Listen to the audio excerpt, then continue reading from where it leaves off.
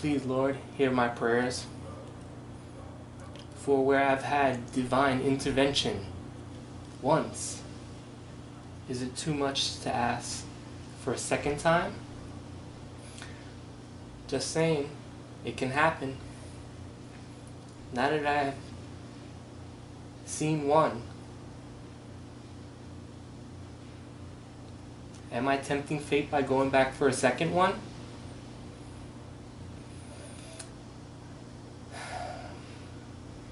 Lord, I just need a favor.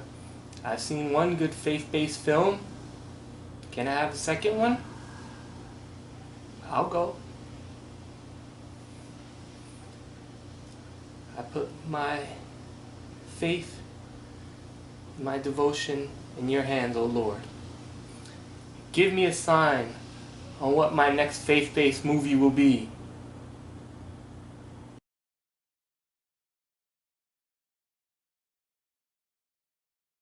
No!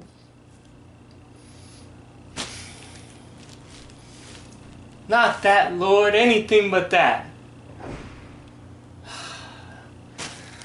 Why hast thou forsaken me?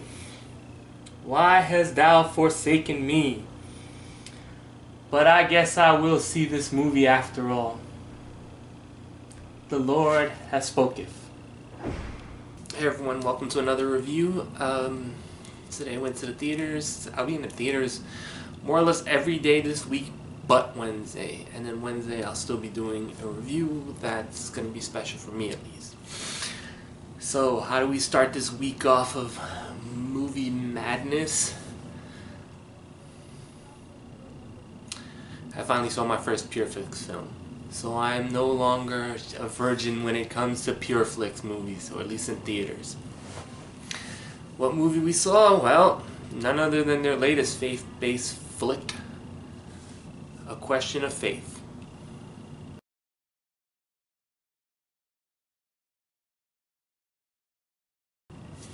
A Question of Faith is really a movie about three different families that come together because of a certain tragedy. And then how each of the families deal with it, and what one, especially the main character, who is a pastor, as what happens in a lot of Pure Flix movies, the main characters are usually pastors, and his decision on how he should treat everything and what his strife is going through it. I'm trying not to do spoilers. It's kind of hard with this movie. Also, it's kind of really hard to care about this movie. The movie is so badly in need of characters in the movie. Before you meet anyone really, this whole event happens to all three families, and also it's very tilted towards the pastor, as you really don't know or see anything about the other two families. There's the Spanish family, where the girl is the cause of everything. There's the family who the husband's a construction worker, or a contractor, who really is a dick in this movie. Something happens to his daughter, and you never get the sense that he gave a shit. He didn't care. All he cared about is his daughter singing. That was his whole character. Even when the ending comes out, he still's a prick. He still treats his daughter like, you know, he wants her to be a singer. He wants her to sing, so she can get a recording contract. The Spanish family gets nothing in it, which is other than the fact that the little girl, or the daughter, goes to juvenile detention for a little while, but much like God's Not Dead 2, I don't think this movie knows how the justice system works. And I can solidly say that because there's a part where she gets sentenced to juvenile hall, and then a couple of scenes later, they're talking about her trial. She just had a trial. She got sentenced. What the hell are you guys talking about over here? It's a lot of stuff like that. The movie is so drab and hitting you over the head. Like, listen, my brother used to be a pastor. I used to hang out with them. I used to hang out with the reverend. I used to hang out with their kids. people do not talk like this. The way they think people talk in this movie, the dialogue is awful. I was just like, that's not how real people talk. That's how people who want you to believe church people really talk.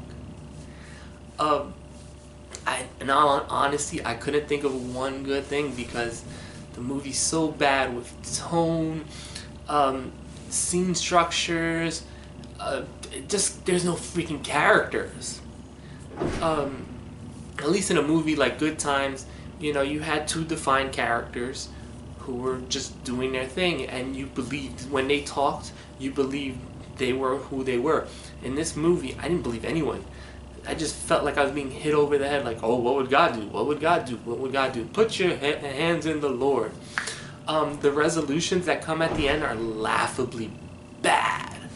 Like, I was literally, like, I was sitting there trying to contain myself. It was so stupid. It was such a big amount of horse shit. And I kind of feel bad because, you know, I went into this hoping for a War Room level bad because TJ Stalin, the husband from War Room, is actually in this movie, and what I got is just got bad. It was never fun. It didn't even. I will say, all right, let's say one good thing about this movie. I like the message of forgiveness at the end. It happened in a very convoluted and totally unbelievable way, but it was a message of forgiveness. The ending, though, is laughably bad. It was Baby Driver level bad.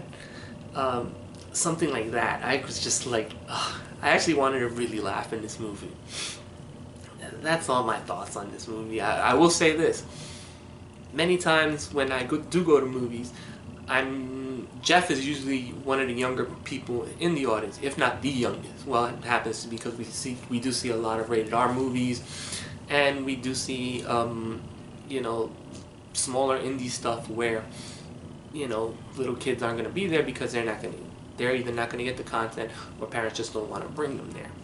I will say this, today is my first time I was the youngest audience member by at least 9 years.